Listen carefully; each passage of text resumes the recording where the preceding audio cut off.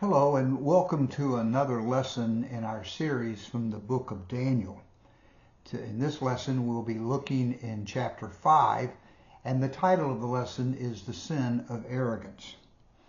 Now, just as a reminder from our study in Daniel, we've established that Daniel and several other young Hebrew men, specifically Shadrach, Meshach, and Abednego, as well as many others, who probably were somewhere between the ages of 13 and 17, who were living in Jerusalem.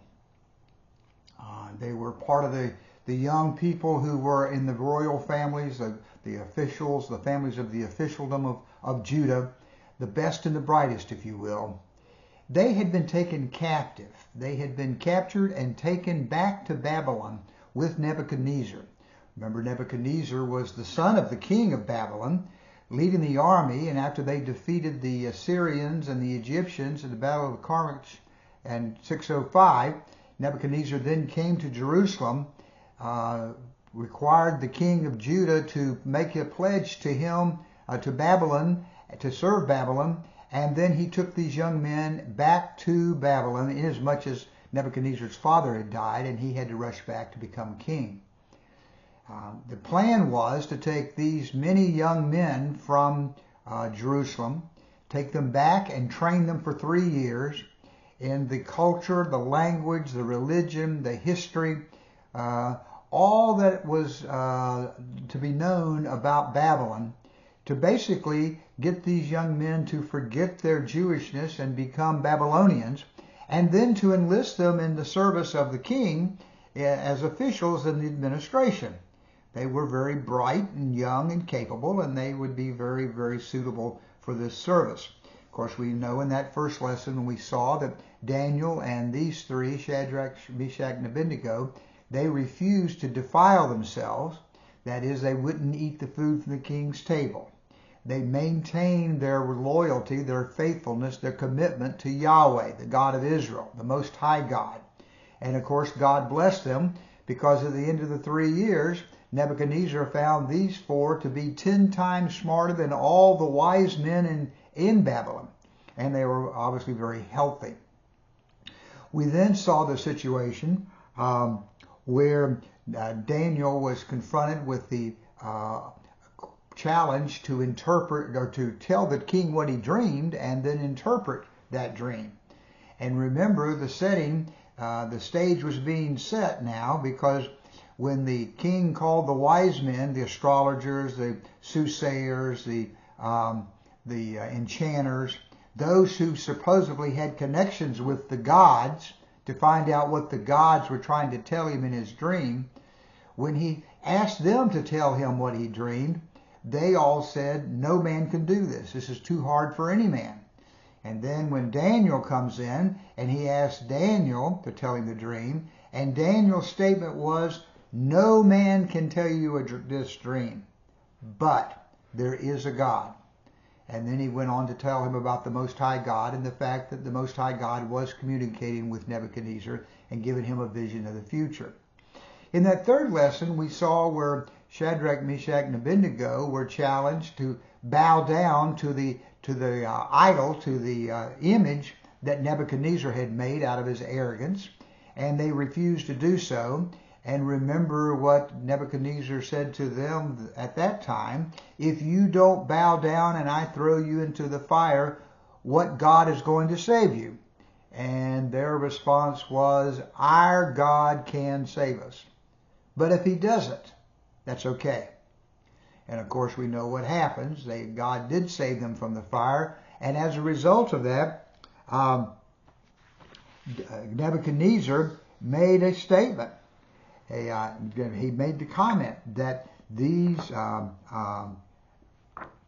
God of these three men was the Most High God. And in chapter 3, verse 29, he said, "Therefore I decree that the people of any nation or language who say anything against the God of Shadrach, Meshach, and Abednego be cut into pieces and their houses turned into piles of rubble, for no other God can save in this way." So we've seen how God has used the commitment of these three men to get the attention of Nebuchadnezzar. And of course, Nebuchadnezzar has now issued an order that's allowed the many thousands of Jews that are brought in that exile of 586 to worship Jehovah as they please without any persecution from the Babylonians. Well, our lesson in this lesson is coming from chapter 5. We need to take just a moment to talk about what happened in chapter 4. In chapter 4, we have the story of another dream. In this particular dream, the king asked Daniel to interpret the dream. Now, what has happened is Nebuchadnezzar is writing, what is in chapter 4 is written by Nebuchadnezzar. And it's written after the fact. And he's telling the story of what happened. And that is, he said he had a dream, and in this particular dream, he saw a tall tree, a huge tree. And the leaves of the tree provided for food for everybody, and the leaves provided shade for the beast, and the birds lived in the trees.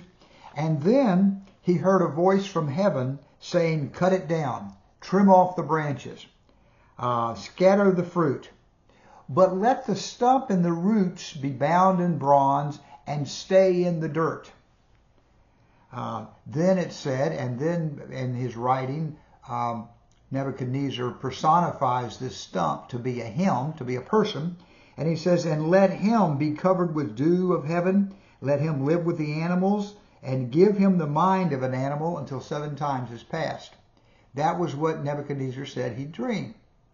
And then Daniel interpreted the dream, and he said, Nebuchadnezzar, you are the dream. Now remember, Nebuchadnezzar in chapter 4 is writing all this after the fact, but he said Daniel interpreted the dream.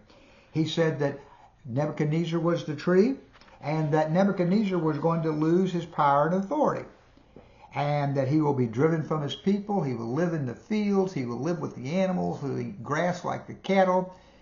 He'd be given a different mind. The dew would cover him every morning, and he would live that way for 7 years.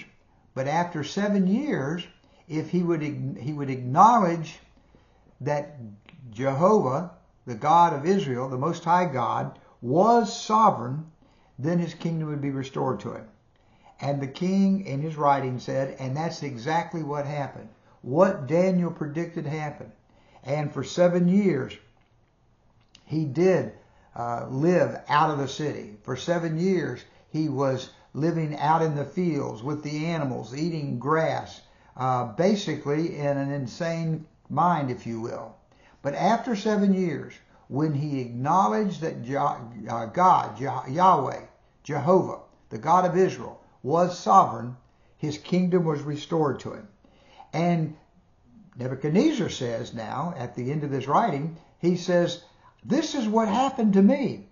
Therefore, now I, Nebuchadnezzar, praise and exalt and glorify the King of heaven, because everything he does is right, and all his ways are just. And those who walk in pride, he is able to humble.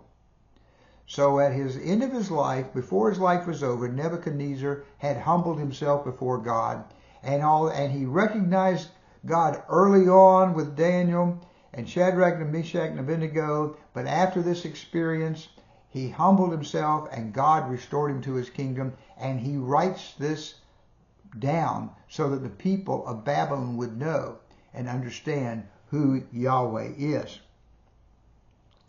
Now,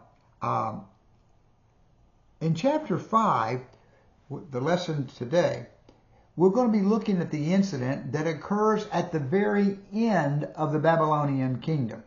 Okay? Now, we're going to be jumping ahead to the very last night of the Babylonian kingdom. Nebuchadnezzar died in 562 BC. His son, whose name was Evil-Merodach, he ruled for 3 years. But then he is assassinated by his brother-in-law, the husband of his sister, and his name was Nerigalissar. Now, Nerigalissar lives for 4 years and dies of natural causes. But then his young son becomes king. Now, his young son is but a child, but he is also plagued with some mental infirmities. He only rules for 9 months, and then a group of officials conspire against him. They assassinate him, and they name another of Nebuchadnezzar's son-in-laws, Nabonidus, to be the new king. Now, Nabonidus becomes king in 556.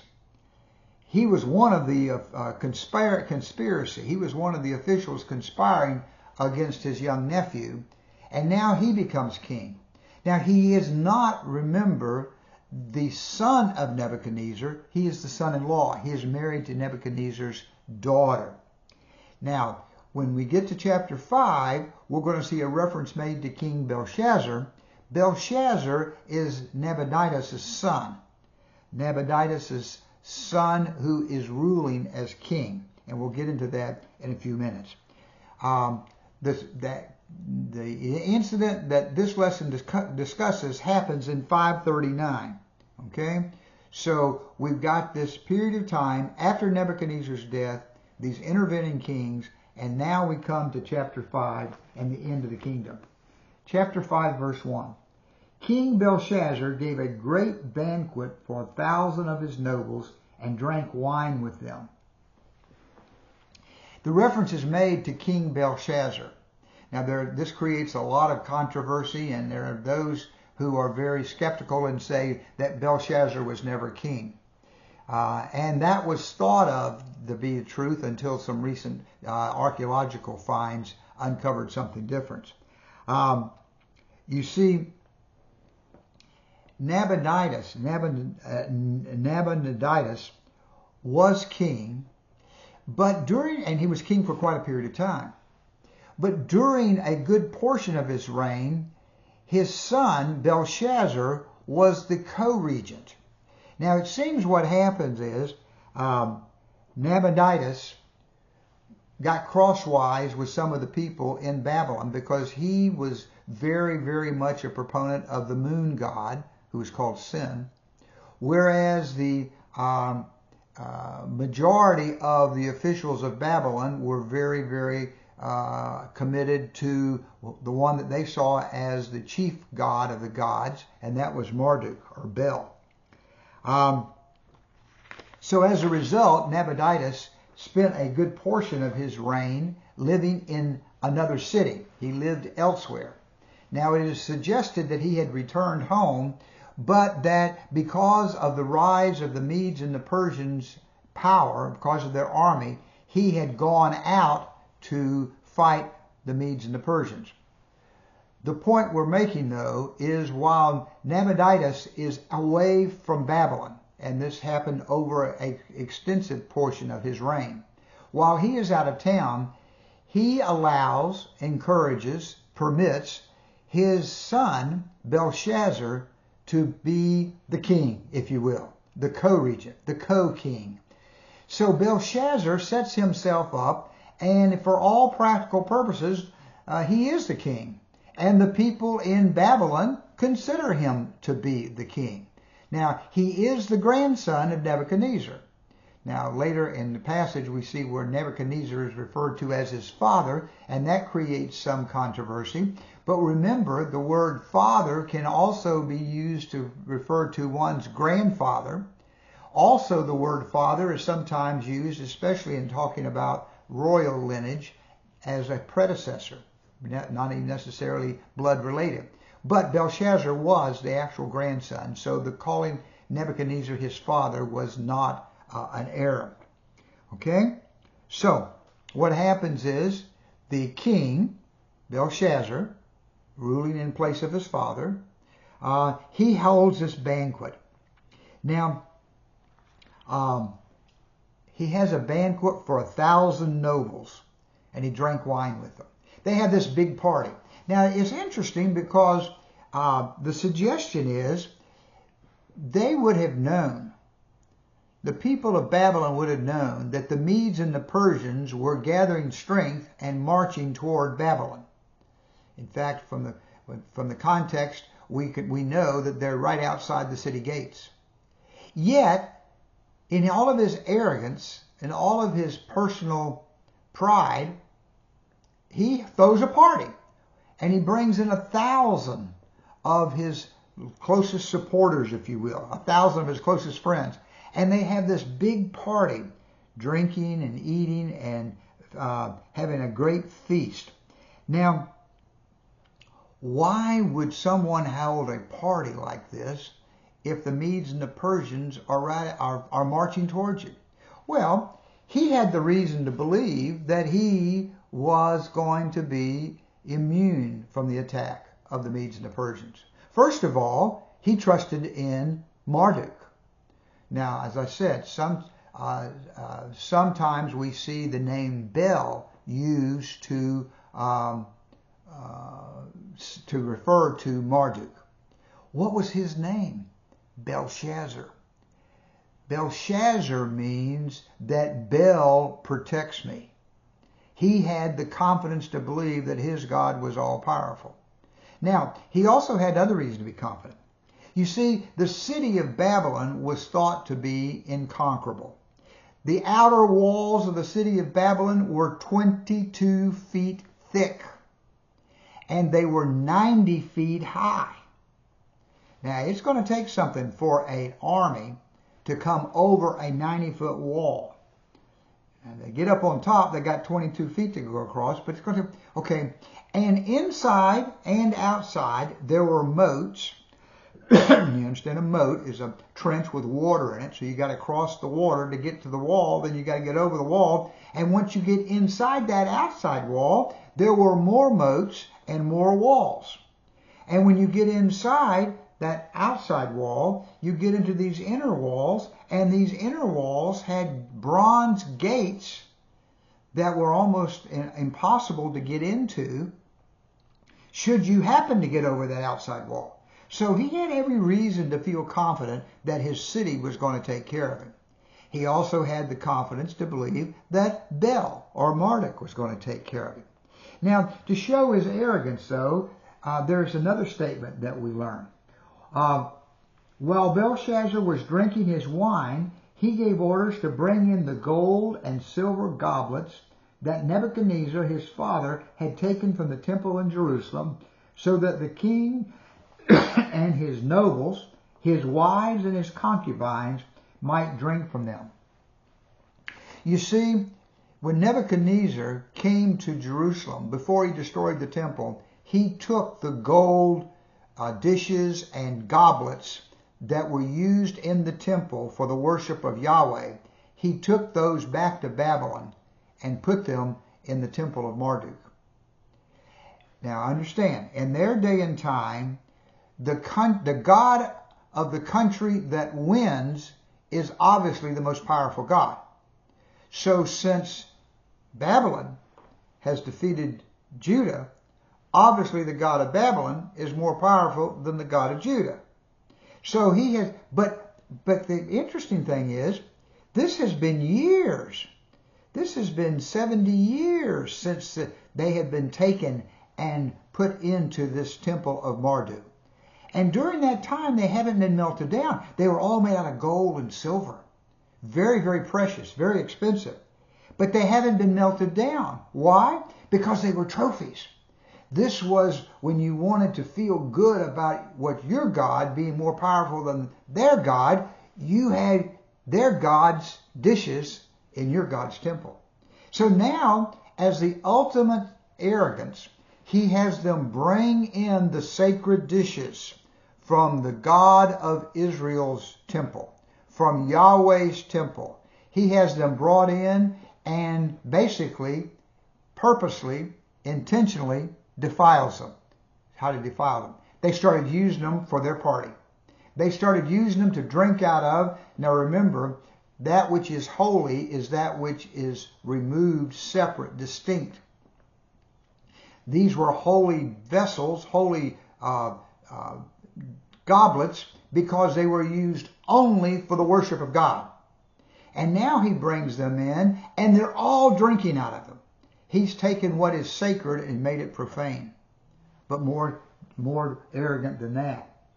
He says, so they brought in the gold goblets that had been taken from the temple of God in Jerusalem, And the king and the nobles and his wives and the concubines drank from them.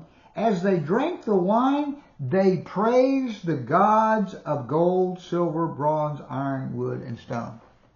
In other words, it was not enough that they defiled the sacred goblets that had been brought in, but now they're using those very same goblets to toast their gods. The gods of gold and silver, the gods that they've made with their hands. They're using the goblets of Yahweh, the Most High God. They're using his sacred goblets to toast these other gods. The height of arrogance. That's where we're coming to. He has every reason to believe in the walls. He has every reason to believe in Marduk. And he doesn't think anything at all about taking great pride in having defeated Judah and the God of Judah. It says, as they drank the wine and praised the gods of gold, silver, iron, and wood, and stone. That's what's going on. A big party. A big party is going on. Trying to impress his guests. He failed. He has brought them in for this big party. And now this is where they've gotten to the point of toasting the gods that they have made. Well, look down to verse 5. Suddenly, all of a sudden, without warning, suddenly the fingers of human hand appeared and wrote on the plaster of the wall. Okay?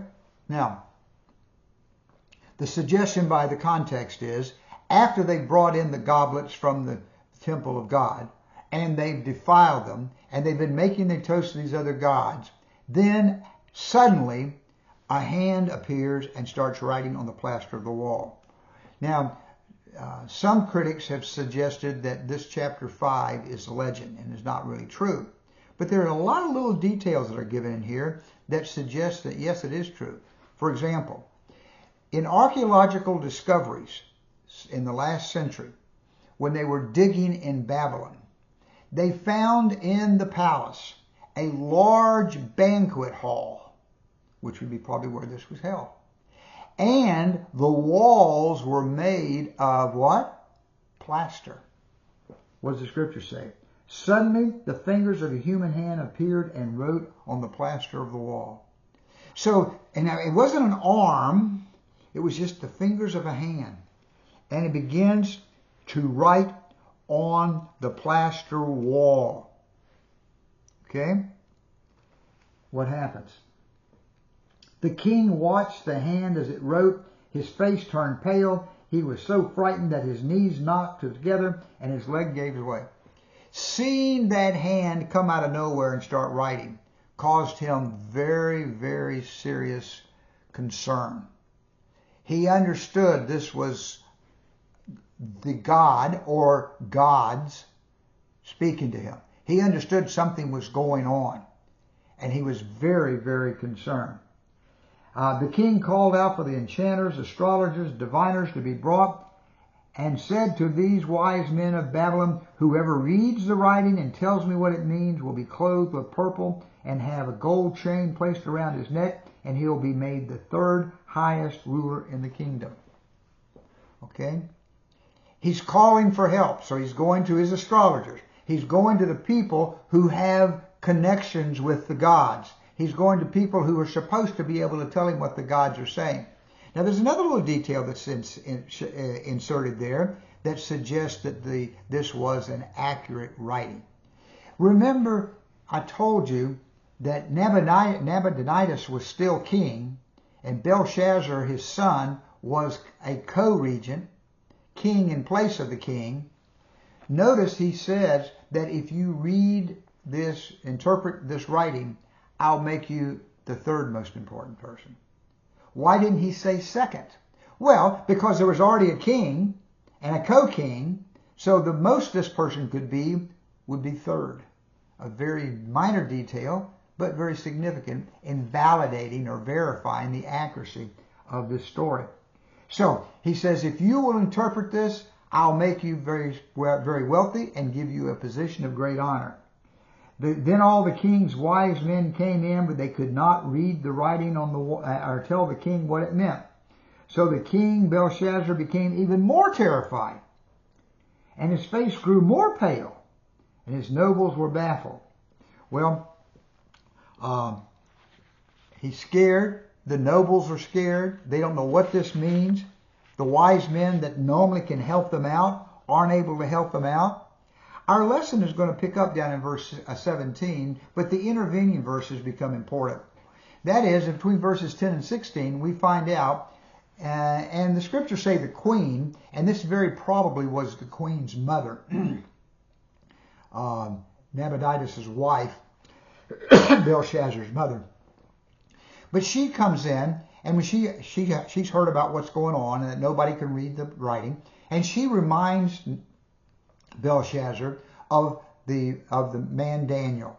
She tells him about Daniel having read or interpreted the dreams for Nebuchadnezzar and was able to help Nebuchadnezzar because Daniel had, if you will, connections with the Most High God. So Belshazzar sends for Daniel to have Daniel to come in and ask him to read the writing on the wall. And he makes the same promise to him. If you can read this writing and explain it to me, I'll give you great wealth and make you the third most prominent person in the kingdom. Now let's look down at verse 17. Then Daniel answered the king. He's been brought in, given the option. He says, you may keep your gifts for yourself and give your rewards to someone else. I don't want your king. I don't want your wealth. I don't want your kingdom. Nevertheless, I will read the writing for the king and tell you what it means. I don't want your wealth, but I'm going to tell you what this means. Now, first of all, Daniel's got to give Belshazzar some background. So he starts off in verse 18. O King, the Most High God gave your father Nebuchadnezzar, your grandfather Nebuchadnezzar, sovereignty and greatness and glory and splendor. Because of the high position he gave him, all peoples and nations and men of every language dreaded and feared him. Those the king wanted to put to death, he put to death. Those he wanted to spare, he spared. Those he wanted to promote, he promoted. Those he wanted to humble, he humbled. But when his heart became arrogant and hardened with pride, he was deposed from his royal throne, stripped of his glory.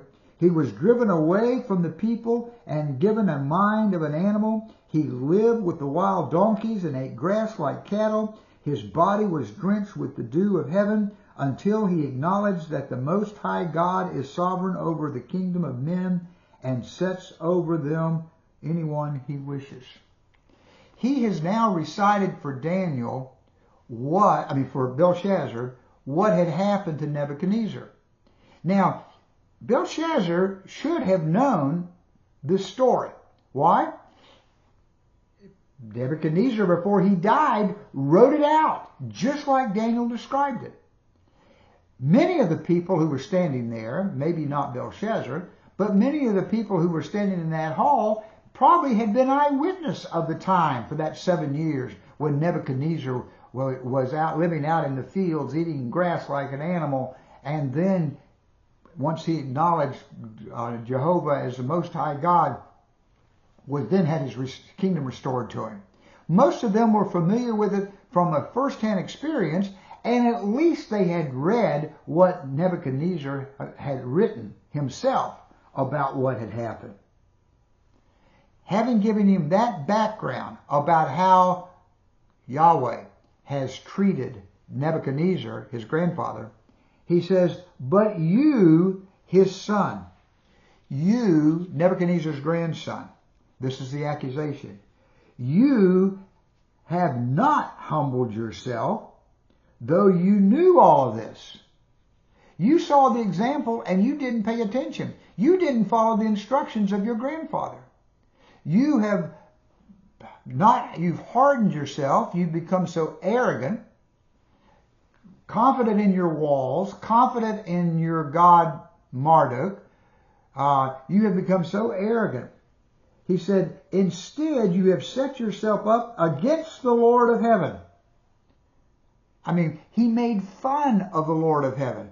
He had his holy goblets brought out and not only defiled them, but used them to toast the other gods. He says, you had the goblets from his temple brought to you, and you and your nobles, your wives, and your concubines drank from them, and praised the God of silver and gold, of bronze, iron, wood, and stone, which cannot see or hear or understand. These gods that you have made with your hands, and you know they can't see anything. You know they can't hear you. You know they don't, but yet you are worshiping them by making fun of the Most High God, the God that your grandfather said is the Most High God. He says, but you did not honor God who holds in his hand your life.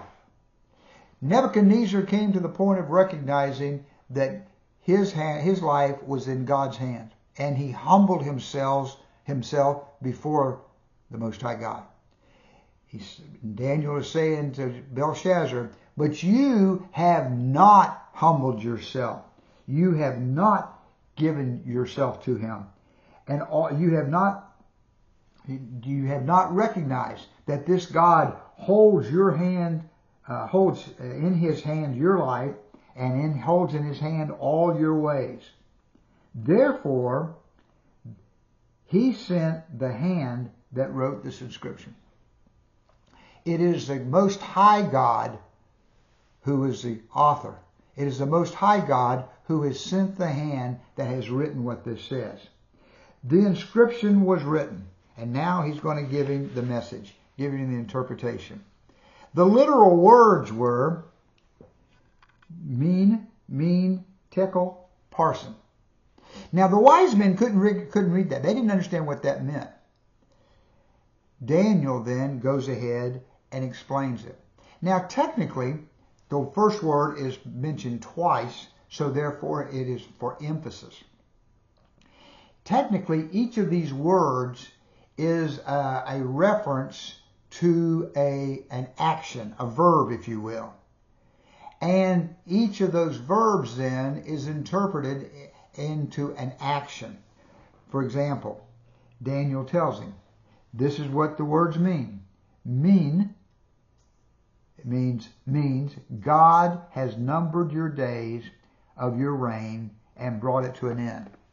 The word mean, M-E-N-E, technically means to number, to count. Okay? So he says, this means your days have been counted, your kingdom is coming to an end. Your days are over. Your days have been counted, have been numbered, and your kingdom is at an end. Now the second word, tekel, means to weigh.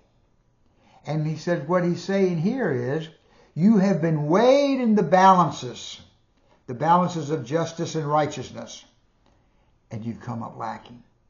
You're light. You're not passing the grade. You're not passing the test. You have been weighed on the scales and found wanting. Judgment. And then Perez means to divide. And what that means is your kingdom is going to be divided and given to the Medes and the Persians. Okay? So this is a message of judgment that's going to come on Belshazzar because of his arrogance, his failure to listen to his grandfather Nebuchadnezzar and follow his grandfather's example. In his arrogance, he has hardened himself against the God, the Most High God, and now his days have been numbered. He's come up short in the weighing of justice and righteousness, and now his kingdom is going to be taken away from him. Immediately now, Belshazzar rewards Daniel. Then at Belshazzar's command, Daniel was clothed in purple, a gold chain was placed around his neck, and he was proclaimed to be the third highest ruler in the kingdom, a position that he's going to hold for just a few hours. So, even though he didn't like that message, even though that was a message that would only intensify his fear, he kept his promise. He did to Daniel what he said he would do. And then that very last verse, or last couple verses. That very night Belshazzar, king of the Babylonians, was slain. And Darius the Mede took over the kingdom at the age of 62. Now, here's what happens. In history, it seems that in all likelihood, the Medes and the Persians were marching on the city. As I said, Belshazzar and the Babylonians were confident in the walls, 90 feet high, 22 feet wide, these walls of protecting them from any normal attack. Josephus, the historian, the ancient historian, he says what happened was this. He says that under the outside wall coming into the city was a river, and that would provide water for the people inside the city. Should they be under siege, they would at least have a supply of water coming in. Josephus says that the Medes and the Persians diverted that river, diverted that water, dammed it up, and ran it off another direction, drying up that riverbed, and then they marched into the city under those 90-foot walls. They marched in on the riverbed, the dry riverbed. They were able to march under the walls. Okay, now that is not universally accepted as accurate history, but that's what Josephus wrote. But you still have another issue. You have another issue, and that is, once they got inside, there were all these other inner systems of inner walls. And they were going to have to get over or through them. And the gates that went through these walls were big bronze gates. But it seems, at least that's what historians seem to suggest, that for some reason that night those gates were not locked. So what happens is, after the party, while everybody's worried about what this handwriting on the wall means, the Medes and the Persians marched into the city of Babylon without any opposition and took the city of Babylon and killed Belshazzar. Interesting enough, over 100 years before this, Isaiah had predicted that in fact God would open the gates and allow the Medes and the Persians to enter into Babylon. Likewise, 70 years before this, Jeremiah had predicted that the city of Babylon would fall to the Medes and the Persians. And just as they predicted, in fulfillment of God's prediction, God's prophecy, the city fell without a battle, and Belshazzar was killed, just as Daniel had said was going to happen.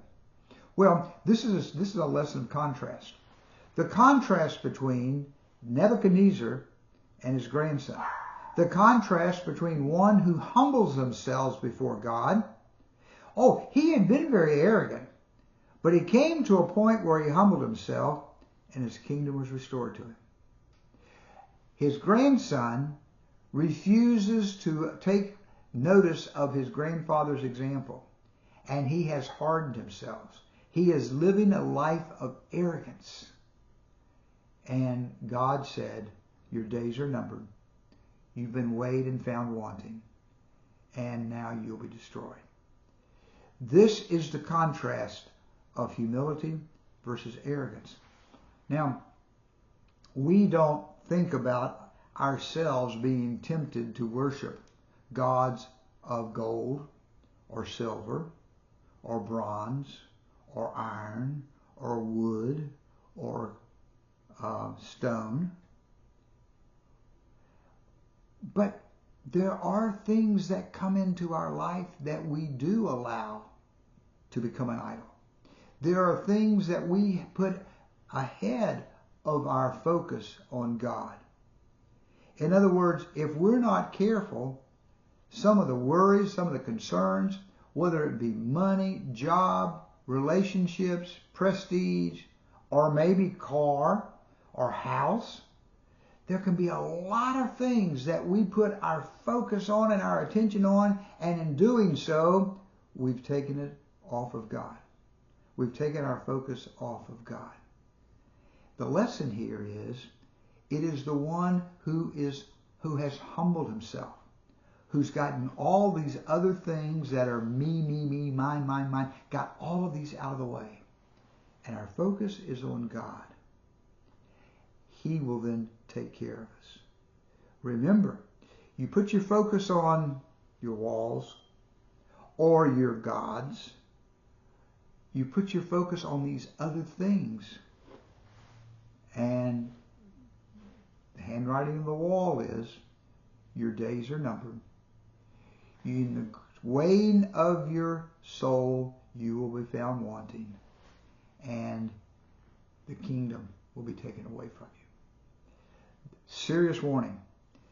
But the promise is the example of Nebuchadnezzar.